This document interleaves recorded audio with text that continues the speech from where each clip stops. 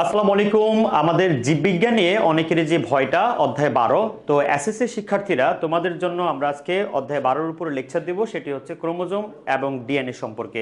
So my dear students, chromosome কাকে বলে বা ক্রোমোজোম কি? এই ক্রোমোজোম সম্পর্কে জানতে হলে প্রথমে আমরা শিখব বংশগতির উপাদান কি। তাহলে বংশগতির উপাদান কয়টা? দেখো, বংশগতির উপাদান হচ্ছে টোটাল 4টা বংশগতির উপাদান আছে। এর মধ্যে প্রথমটা হচ্ছে ক্রোমোজোম। তো ক্রোমোজোম কাকে বলে বা ক্রোমোজোম কি সেটা আমরা জানবো। 2 নম্বরে হচ্ছে তোমার ডিএনএ, এরপর হচ্ছে আরএনএ, এরপরে কি জিন। তো আমরা আজকে ক্রোমোজোম সম্পর্কে শিখবো। লেকচারের শুরুতে তোমরা এখানে দেখতে পাচ্ছ যে আমরা ক্রোমোজোম নিয়ে যে লেকচারটা দিব। তো প্রথমে আসে ক্রোমোজোম কাকে বলে। ভাইয়া, ক্রোমোজোম হচ্ছে বেসিক্যালি একটা রাসায়নিক পদার্থ। এই ক্রোমোজোম নর্মালি তৈরি হয় কি দিয়ে জানো? ক্রোমোজোম তৈরি হবে নিউক্লিক অ্যাসিড দিয়ে। দেখো কি দিয়ে তৈরি হবে? Nucleic acid. এই যে নিউক্লিক অ্যাসিড, কথা বুঝো। প্রথমটার নাম কি? Nucleic acid. Nucleic acid. তারপর 2 নম্বরে কি আসবে বলো তো? 2 নম্বরে আসবে প্রোটিন। তারপর আমি সংজ্ঞাটা দিচ্ছি, ওকে। প্রোটিন, দেখো, কোষের নিউক্লিয়াসের মধ্যে অবস্থিত সুতাকৃতির রঞ্জক ধারণ ক্ষমতা সম্পন্ন, হ্যাঁ, পরিবৃত্তিতে সক্ষম নিউক্লিক অ্যাসিড ও প্রোটিন সমন্বয়ে গঠিত, প্রোটিন সমন্বয়ে গঠিত রাসায়নিক বস্তুকে আমরা কি বলবো? ক্রোমোজোম বলবো, তাই তো। তো ক্রোমো অ্যান্ড সোম, দেখো এই ক্রোমো শব্দের অর্থ হচ্ছে ভাইয়া রং, তাই তো। আর সোম শব্দের অর্থ হচ্ছে ধারণকারী বা বস্তু। তার মানে কি দাঁড়ালো বলতো? রং ধারণকারী বস্তু। তাহলে ক্রোমোজোম মানে হচ্ছে রং ধারণকারী বস্তু, আর এই রং ধারণকারী বস্তুটা হচ্ছে বংশগতির প্রথম উপাদান, ঠিক আছে। সো নিউক্লিক অ্যাসিড আমাদের ক্রোমোজোমের প্রথম একটা গাঠনিক উপাদান, মানে নিউক্লিক অ্যাসিড থাকতেই হবে। এখন নিউক্লিক অ্যাসিডের আবার টাইপ আছে। কিরকম? এই নিউক্লিক অ্যাসিড আবার দুইটা টাইপ আছে, একটা ডিএনএ আছে আর একটা কি আছে? আরএনএ আছে। এটা মনে হচ্ছে আর কি, আসলে টাইপ না রে পাগলা। এটা হচ্ছে তোমার এই ডিএনএ আরএনএ, এই যে দুইটা তুমি দেখতে পাচ্ছ না, অর্থাৎ নিউক্লিক অ্যাসিড কিন্তু দুইটা টাইপ, ঠিক আছে। যদি আমি বলি যে হ্যাঁ এটা রাইট, যে ডিএনএ আছে আর একটা কি আছে? আরএনএ আছে। আর প্রোটিনের মধ্যে আবার দুইটা টাইপ আছে প্রোটিন, একটা হচ্ছে তোমার হায়ার ক্লাস আর একটা হচ্ছে কি লোয়ার ক্লাস, মানে উচ্চ আণবিক গুরুত্ব সম্পন্ন প্রোটিন, আর একটা হচ্ছে কি নিম্ন আণবিক গুরুত্ব সম্পন্ন প্রোটিন। তাহলে কয়টা প্রোটিন পাইছো তুমি? দুইটা। তাহলে ভাইয়া নিউক্লিক অ্যাসিড এবং প্রোটিন এছাড়া রং ধারণকারী, রং ধারণকারী মানে রঞ্জক পদার্থ ধারণকারী এক ধরনের রাসায়নিক বস্তু আছে সুতাকৃতির, যার নাম কি? ক্রোমোজোম। আর এই ক্রোমোজোম আবিষ্কার করেছিলেন 1875 সালে বিজ্ঞানী স্টার্চ বার্গার। তিনি মূলত ক্রোমোজোমের নামকরণ করেন। আর তুমি যদি ক্রোমোজোমের গাঠনিক উপাদান দেখতে চাও তাহলে তোমাকে অনেক বড় লেকচার দেখতে হবে। ক্রোমোজোমের গাঠনিক উপাদানের মধ্যে যে যে তথ্যগুলো আমরা পাবো সেগুলো জাস্ট আমি একটু এক নজরে তোমাকে বলে দিই। যে ক্রোমোজোম অ্যাকচুয়ালি একটা ওয়ার্ড তোমার কাছে মনে হচ্ছে, কিন্তু ক্রোমোজোম এর গঠন এবং চিত্র এবং ক্রোমোজোমের গাঠনিক উপাদান, তুমি যদি এই বিষয়গুলো সম্পর্কে জানতে চাও তাহলে কিন্তু লেকচারটা অনেক বড় হবে। তাই আমি তোমাদেরকে সংক্ষিপ্ত আকারে ছোট্ট একটা চিত্রের মাধ্যমে ক্রোমোজোম বোঝানোর চেষ্টা করবো, ওকে। তো ভাইয়া, প্রথমে আমরা কি শিখলাম? ক্রোমোজোম কাকে বলে, ডেফিনেশনটা শেষ। ডেফিনেশনটা আবারও বলছি, যে কোষের নিউক্লিয়াসের মধ্যে অবস্থিত রং ধারণকারী, রং ধারণকারী বংশগতি উপাদান বহনকারী অথবা তোমার রঞ্জক পদার্থ ধারণকারী নিউক্লিক অ্যাসিড ও প্রোটিন সমন্বয়ে গঠিত, নিউক্লিক অ্যাসিড ও প্রোটিন সমন্বয়ে গঠিত রাসায়নিক বস্তুকে কি বলা হয়? ক্রোমোজোম বলা হয়। এটার অবস্থান কোথায় ভাইয়া? এটার অবস্থান হচ্ছে নিউক্লিয়াসের মধ্যে। তাহলে নিউক্লিয়াসের মধ্যে সুতাকৃতির যে উপাদানটা আমরা দেখতে পাচ্ছি তার নামে কি? ক্রোমোজোম, ওকে। তো মাই ডিয়ার স্টুডেন্টস, ক্রোমোজোম তৈরি হচ্ছে তাহলে কি দিয়ে? নিউক্লিক অ্যাসিড আর প্রোটিন সমন্বয়। এখন তোমরা জানবা যে ক্রোমোজোমের আসলে বেসিক চিত্রটা কি। দেখো, তুমি যদি ক্রোমোজোমের চিত্রটা একটু জাস্ট আমি নর্মাল করে দেখাই, তাহলে এটা তুমি এই দিক থেকে আনবা, এদিক থেকে আনবা, আবার এদিক থেকে এনে এদিক থেকে আনবা, ঠিক আছে। সো এরপরে কি করবা বলো তো? এরপর তুমি যেটা করবা সেটা হচ্ছে গিয়ে এই যে আরেকটা পার্ট আমি এখান থেকে দেখাচ্ছি, লুক অ্যাট, এই যে আবার ধরো তোমার এই যে, ওকে। তারপরে এখান থেকে আবার এটাকে এই করবা, এটা থেকে আবার এটাকে এই করবা, ঠিক আছে। তো এখানে জাস্ট আমি একটু ছোট্ট করে একটা জিনিস দেখাই, সেটা হচ্ছে এখানে একটা জিনিস থাকবে, এটার নাম হচ্ছে কুঞ্চন। মানে এটা একটা, মানে তোমার যেটাকে বলা হয় এখানে একটা গুচ্ছ থাকবে, হ্যাঁ, ক্রোমোজোমের একটা গুচ্ছ থাকবে, এটা গৌণ কুঞ্জন বলা হয়। আর এটার নাম কি? মুখ্য কুঞ্জন, ওকে। আর এই মাঝখানে যেটা তুমি দেখতে পাচ্ছ এটার নাম হচ্ছে তোমার, বলো তো এটার নাম কি? সেন্ট্রোমিয়ার, ঠিক আছে, সেন্ট্রোমিয়ার। এখন এটার ভিতরে থাকবে এমন একটা উপাদান, লুক অ্যাট, এই যে আমি যেটা সুতার মতো দেখাই, এটার নাম হচ্ছে ক্রোমাটিন। এটার নাম কি?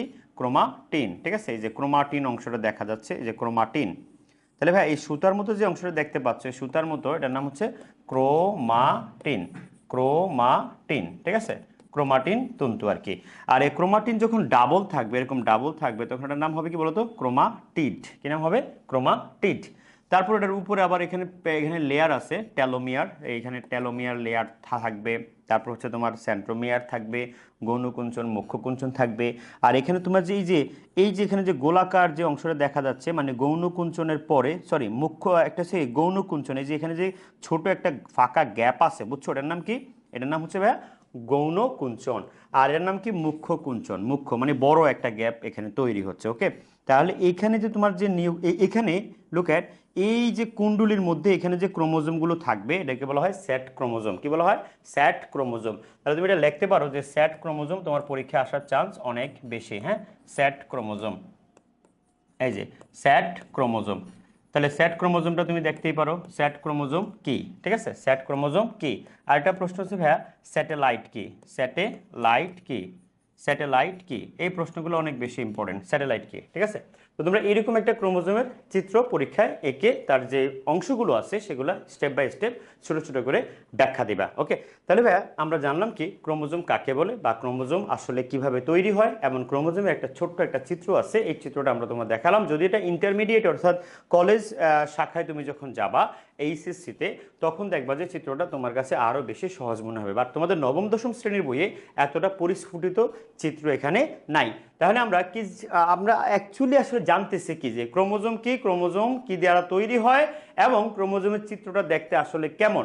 তোমরা আরেকটা টপিক শুনলে বা ইনফরমেশন শুনলে তুমি অবাক হবা যে এই ক্রোমোজোমের মধ্যে আবার তুমি দেখবা যে, বা মানে আমাদের মানে হিউম্যান বডিতে টোটাল কত জোড়া ক্রোমোজোম আছে বলো তো?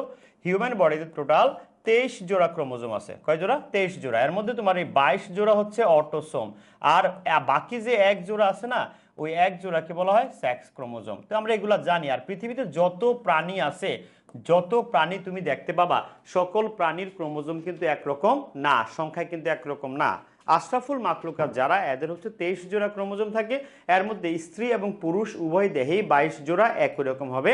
আর এক জোড়া মানে 23তম জোড়া যেটা, সেটা হলো সেক্স ক্রোমোজোম, যেটা স্ত্রী এবং পুরুষে আলাদা আলাদা হয়ে থাকে, এবং যেটাকে আমরা বলি লিঙ্গ নির্ধারণ ক্রোমোজোম। ওকে, তো ক্রোমোজোম থেকে আমাদের এই টাইপের কিছু প্রশ্ন তোমার এসে থাকে। আসলে কি তাই না? ক্রোমোজোম থেকে আমাদের সবচেয়ে টপিকস মানে ইম্পর্টেন্ট যে কোশ্চেনটা, ক্রোমোজোম থেকে সবচেয়ে ইম্পর্টেন্ট যে প্রশ্নটা আসে সেটা হচ্ছে ক্রোমোজোমকে বংশগতির ভৌত ভিত্তি বলা হয় কেন? দেখো ভাই, ক্রোমোজোম কিন্তু তোমার জিন বহন করে। আর জিন কি করে? বংশ পরম্পরায় পিতা মাতার বৈশিষ্ট্য, বিশেষ করে চুলের কালার, চোখের কালার, মানে আমরা যে বলি স্কিন মানে ত্বকের কালার, এই বাহ্যিক বৈশিষ্ট্যগুলো কি করে? নিয়ন্ত্রণ করে থাকে। কথা কি বুঝছো? ক্রোমোজোমকে বংশগতির ভৌত ভিত্তি বলা হয় কেন, মানে ফিজিক্যাল বেসিস অফ হেরিডিটি কেন বলা হয়? এই প্রশ্নটা 100 স্টার। এটা আসবে মানে আসবেই। অর্থাৎ ক্রোমোজোম থেকে আমার এই প্রশ্নটা এসেই থাকে সব বোর্ডে, এবং সব স্কুলে এই প্রশ্নটা দেয় ক্রোমোজোম টপিকস থেকে। কি প্রশ্ন? যে ক্রোমোজোমকে বংশগতির ভৌত ভিত্তি বলা হয় কেন? তা আমি যদি জাস্ট প্রশ্নটা তোমাকে এখানে লিখে দিচ্ছি, দেখো একটু, যে ক্রোমোজোমকে বংশগতির ভৌত ভিত্তি বলা হয় কেন। ঠিক আছে, এই কোশ্চেনটা সবাই উঠে নিবা, কারণ এটা পরীক্ষায় আসার চান্স অনেক বেশি। ওকে, তো প্রশ্নটা কি বলছি? প্রশ্নটা হচ্ছে ক্রোমোজোমকে বংশগতির ভৌত ভিত্তি বলা হয় কেন। ঠিক আছে, এই দেখো, ক্রোমোজোমকে ক্রোমোজোমকে ক্রোমোজোমকে বংশগতির, এই যে বংশগতির ভৌত, ঠিক আছে, ভৌত ভিত্তি বলা হয় কেন? ভৌত ভিত্তি বলা হয় কেন? এটা মোস্ট ইম্পর্টেন্ট প্রশ্ন ভাইয়া, এটা আসবে, এটা তুমি পরীক্ষায় পাবা, এটা 100% শিওর থাকো। হ্যাঁ, এটা 100% শিওর থাকো যে ক্রোমোজোমকে বংশগতির ভৌত ভিত্তি বলা হয় কেন। আমি বারবার বলছি এই কারণে যে এটা আসবে মানে আসবেই। ঠিক আছে, আসবে মানে আসবেই, ভৌত ভিত্তি। আর এখানে ভাই ভৌত মানে হচ্ছে কি বাহ্যিক যে বৈশিষ্ট্যগুলো আছে। আর বাহ্যিক বৈশিষ্ট্যগুলো কি? চুলের কালার, ত্বকের কালার, নখের মানে নখ যেটাকে বলি আমরা, বা ত্বক বা স্কিন, এবং তোমার স্পেশালি চোখের কালার, এই বিষয়গুলো নিয়ন্ত্রণ করে থাকে কে? ক্রোমোজোম।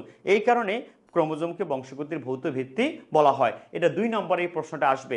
সো আমি যদি তোমাকে বলি যে ক্রোমোজোম থেকে কেমন প্রশ্ন আসতে পারে, তোমার প্রশ্ন এই একটাই আসবে, ক্রোমোজোমকে বংশগতির ভৌত ভিত্তি বলা হয় কেন। দেখো ভাই, তুমি যদি এই বিষয়টা চিন্তা করো যে একটা নিগ্রোর সাথে, ধরো তুমি একটা নিগ্রোর সাথে শ্বেতাঙ্গ একজনের বিয়ে হলো, এখন এই নিগ্রো এবং শ্বেতাঙ্গর মধ্যে যখন মিলন হবে, মিলনের পরে তোমার যেই নবজাতক বা পরবর্তী জেনারেশন আসবে F1, সেই জেনারেশনটা কি হবে, শ্বেতাঙ্গ হবে নাকি নিগ্রো হবে? শ্বেতাঙ্গ হবে নাকি নিগ্রো হবে? দেখতে কার মতো হবে, মানে নাইজেরিয়ান নাকি আমেরিকান? তাহলে এই তথ্যটা জানতে হলে পরবর্তী ক্লাসটা তোমাকে অবশ্যই দেখতে হবে। সো মাই ডিয়ার স্টুডেন্টস, আমাদের এই ক্রোমোজোম থেকে এই প্রশ্নটাই তোমাকে বোঝানোর জন্য আমি লেকচারে আসছি, সেটা হচ্ছে ক্রোমোজোমকে বংশগতির ভৌত ভিত্তি বলা হয় কেন, এটা 100% ইম্পর্টেন্ট। সো তোমরা সবাই ভালো থাকবা, ভালো রাখবা, ওমেগার পাশেই থাকবা। আসসালামু আলাইকুম।